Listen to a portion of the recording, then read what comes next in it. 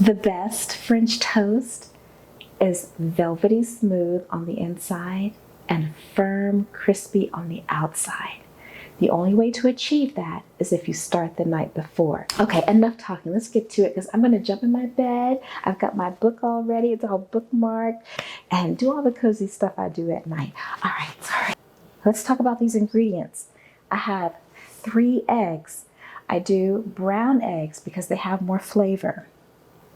I'm going to do 2 tablespoons of honey.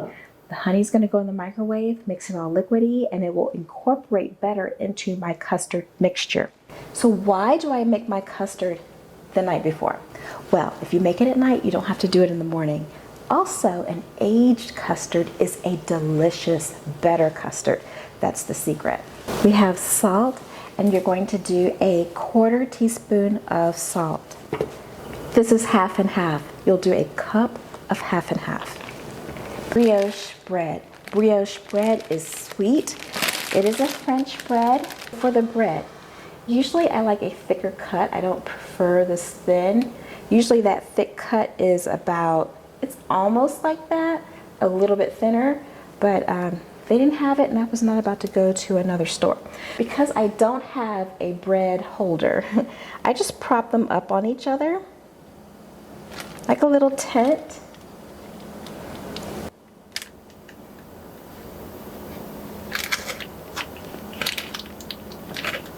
Okay, now I have a little brioche fort. So I let this stay out in the open, in the lovely air. I realize not every household can leave food out overnight uncovered. I can do it in my household, thank the Lord. But if you can't, try to put it in the fridge uncovered because you want this bread to get hard and dried. 8 hours minimum, okay? You can't rush this. It's 8 hours in the open air. It will be hard as a brick when you get up in the morning, but it will work out, I promise you. It's 3 eggs. Woohoo!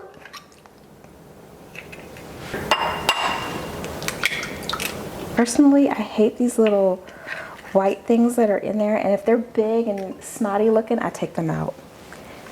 I know it's my grandma that taught me that. I know most people don't do it, but I can't stand those little snotty things. And if I see them, I get them. Then we will do, I'm just gonna eyeball this. I'm not gonna dirty up a utensil because we just finished dinner, we just cleaned up. I'm not gonna make more dishes. So I'm just gonna eyeball about 2 tablespoons of honey. Any kind of honey is fine. Okay, that's about 2 tablespoons. This goes into the microwave. It'll make it all liquidy so that it will incorporate better into our custard. That goes in the egg. And I know I said I wasn't gonna dirty up a dish, but I have to get all this honey out. The bees work too hard for this. I can't waste it. Then it's a 1/4 teaspoon of salt.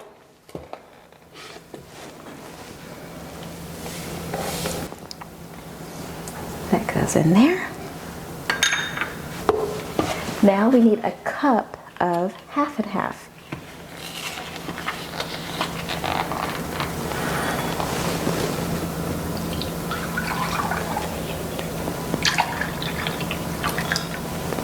We gently whisk it all together. This gets covered and this goes in the fridge. Look at the time. You don't mind cleaning up, do you? Good night. Good morning. It is 6:30 a.m. I am up and dressed and fresh. Just kidding. It's like almost 10:30 a.m. and we're gonna get this French toast going. It's close to lunchtime for Doug, but it's still my morning time. So you and I can enjoy our French toast with our cappy, our cappuccino.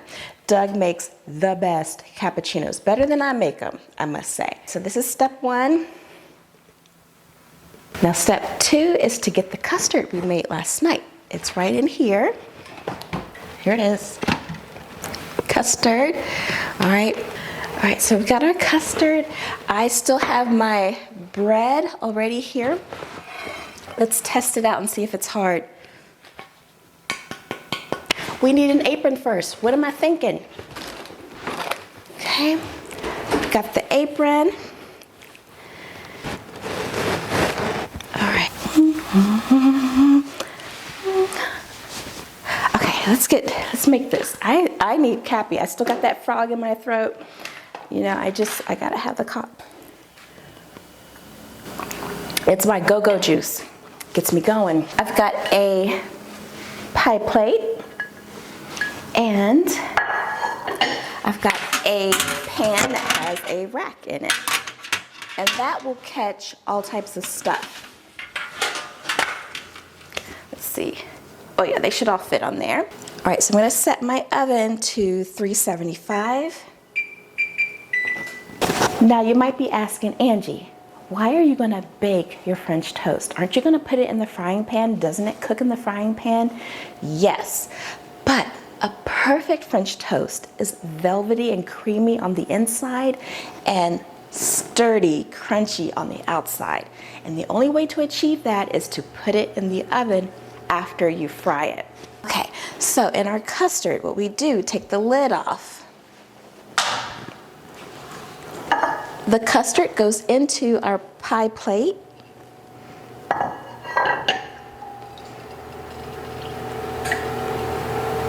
We will take 2 slices of stale bread. They're nice and crunchy and hard.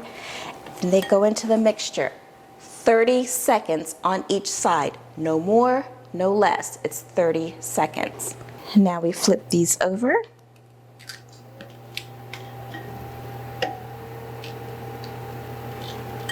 Not everybody's into this, but I am. A little bit of cinnamon sprinkled on, never hurt anyone.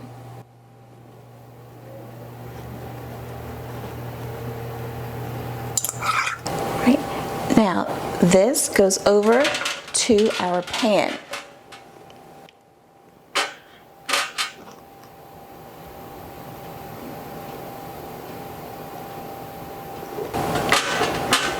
This sits on the pan for 2 to 3 minutes. That allows the liquid to seep down to the core of the bread to make it velvety, creamy, and smooth before we cook it. We'll move on to another 2. 30 seconds on each side. While that's soaking, let's get our pan together. You know, I live with this cast iron skillet. It's always out on my stove. You know, it's just a staple. I use it almost every day. I'm gonna turn my heat to medium low and let that heat up. We're ready to butter up our pan. And just enough butter to coat the pan.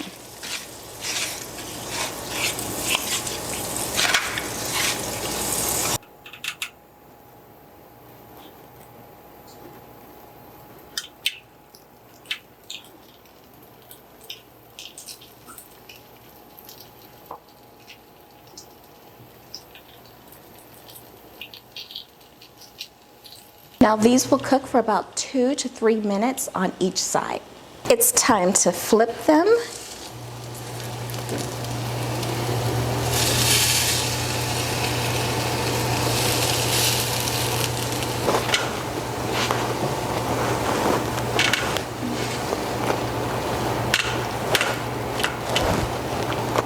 Now that I'm finished frying my French toast in the skillet, it's time to transfer that French toast to the oven.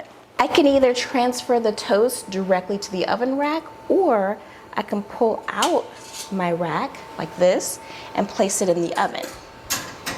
That will cook in the oven for about 5 to 6 minutes. And you just want that toasty outside. The inside will still be smooth, creamy, velvety, but the outside will be crunchy and firm. All right, I just pulled these out of the oven. It's time to plate.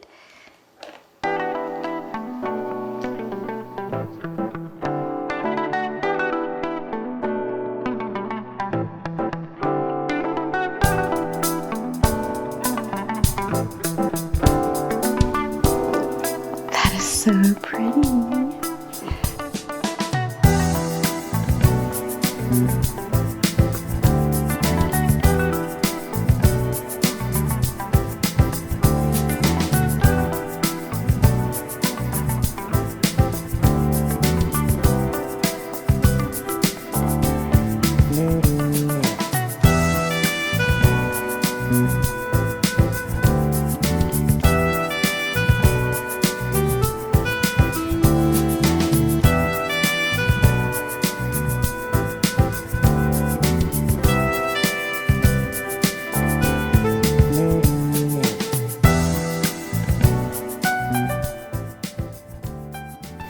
Ready to taste it. Look at that, isn't that pretty? It's gonna taste good too, I know it.